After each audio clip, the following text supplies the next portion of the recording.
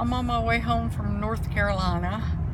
Me and my husband just visited my aunt and uncle there, Bob and Phyllis. And it was a wonderful visit. And Havelock, North Carolina, the Marine base is there, Cherry Point, North Carolina. You think a lot when the fighter jets are flying over you and you're seeing retired Marines there. My husband's a retired Marine too. You think a lot about our freedom people take for granted. And tomorrow we're on our way home because we couldn't vote early just to make sure that we get to vote. I don't think I've ever been more passionate about an election, well I haven't been, than I am this election. And I've probably done more studying I have done more studying on this election than I have any other. This election we have a candidate that can't be bought by anybody. That's a first for Americans. One that actually cares for the Americans. Maybe the only one in history, which is pretty special. I would like to think that it may be our only chance that we have a president that would actually create more jobs, keep jobs in America, make more trade deals, keep the money in America, the plants in America, make it more so there would be tax credits for the big companies to keep those plants in America. If not, they'd be taxed more if they took them out to Mexico or send it out to China. And instead of giving money to other countries like we always have, stop. I mean, why are we doing it, you know? Because we're so in debt. I mean, we're trillions of dollars in debt. We haven't paid money back to Social Security that they've used to pay for the war that needs to be paid back. Before we give to other countries, we should be paying that back to Social Security. And to me, we need to be taking care of our own people. And, you know, take care of Americans first. I decided, I don't know why, you know, I was watching the debates, I just decided, why not check to see what it cost to pay for one immigrant for the resettlement plan. And it cost $20,000 for one immigrant. I looked up for the United Nations, and it would cost $1,000 to place one immigrant in a country close to Syria. And then when the things settled down in those countries, they could resettle in their homes. And it makes a lot more sense that you could help a lot more immigrants in a country over there close to where they're at and help them instead of bring them over here. And people don't realize it's not budgeted. We're going to give them cash, food stamps, medical care, and housing, and that's not even the budget. In the first in 4 years, if Hillary gets in, and this year we brought over 97,000 immigrants, and we have the plan to bring over 10,000 immigrants more each year. At that rate, at $20,000 per immigrant, it will cost us $436,000 billion. And that's for a lifetime. Nobody asked the question, who's paying for it? Nobody asked that question.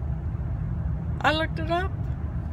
It's us, the taxpayers. It's going to be federal, tax, and local. And we're going to carry that burden forever. And that's going to come on our children and their children for generations.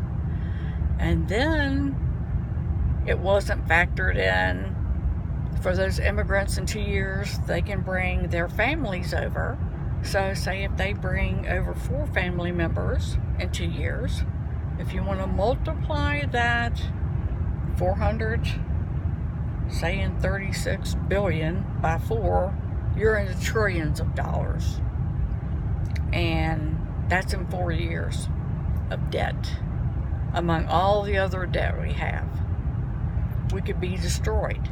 Not only that, there are so many reports, and I had 8 or 9 sources of reports and studies, that it's also going to be a strain on our energy supply, our water supply, our housing, besides the strain on each state. I mean, look at the people that we already are helping in our own country with the food stamps and medical care, Medicaid, and housing.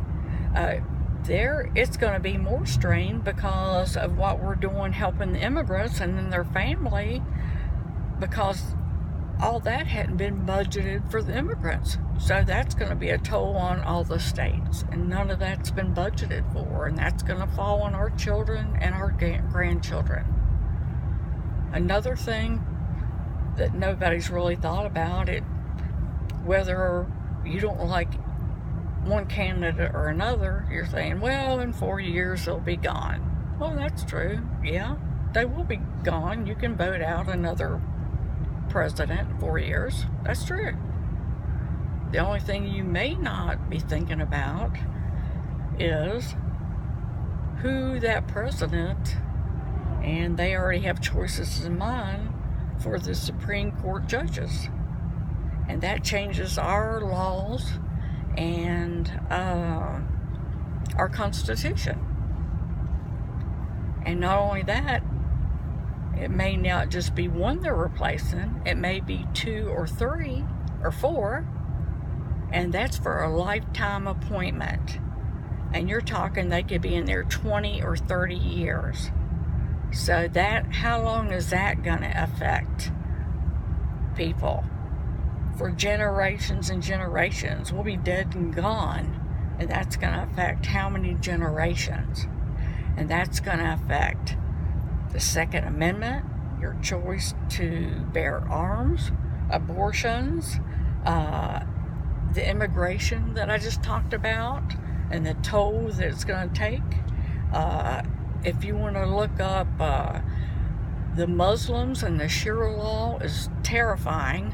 We're in phase 3 now, where Sharia law is already in legislation, and it's really scary. We'll bring more and more in, and we could have a civil war or a war within our own country, the more that's infiltrated. And all you have to do is look all this up. Islam in America. Look that up. Look up the Brotherhood Project. I mean, you just look any of that up and read it. It's just scary. It's scary. And, I mean, it's just happening right before our eyes. And if you want, even for the Constitution, if you want the government, I mean, it comes down to the regulatory oversight. If you want the government capable of how your money should be used, to determine, how you want your children educated. If you should want the government to determine what you can do for your business and where. So that has to be all included in who you're voting for, and you have to think about these things. I mean, a lot goes into it, and things you may not even realize. It's just not your personality, or what they did, or what they lied about, or the stupid stuff that should have been just not even put into the mix. There's too many important things that should have been really looked at. Religious freedom, the taxes, the economy, the health care. Even for myself, I retired early, so I got the Affordable Care Act helped, but the Obamacare, yeah, it's in trouble, all right, because my premium just doubled. $600 a month, $5,000 out of pocket, $6,700 out of pocket. You got to pay that, before anything counts, before co-pays. I mean, you're talking out of sight, and major insurance companies don't have to, do the Obamacare. They're dropping out of it, and they don't have to do it. So, no, that's not going to work. It's going to take, somebody starting over or getting these insurance companies in control with the prices, because it's outrageous, So, there's a lot that needs to be done to help all the people. And in my opinion, there shouldn't even be lobbyists. That should be illegal. That's why our drugs are out of sight. People can't even afford their medications. But, everything's so crooked. There's so many deals under the table that, people can't afford the insurance, their medications. It's just horrible. And you're going to have the immigrants, it's already happening, taking jobs, and people are already having trouble getting jobs. So you better think about it all, because once we're into it, you're not going to be able to go back. And things do need to change, So I'm going to pray about it and hope, for the best for this country. I'm older, but especially for my grandchildren, and hopefully for theirs. And I hope you do the same thing. And if you don't, then you just have to live with whatever happens and not complain about it if you make the decision not to.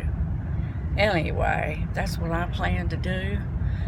May God bless America, and may God be with us all tomorrow, and with you. Vote with the best knowledge that you can, and we'll find out tomorrow, and hopefully everything will work out to heal this country and make it better than it is right now. Anyway, that's all I have to say, and thank you. This is Sheila Jansen. Bye.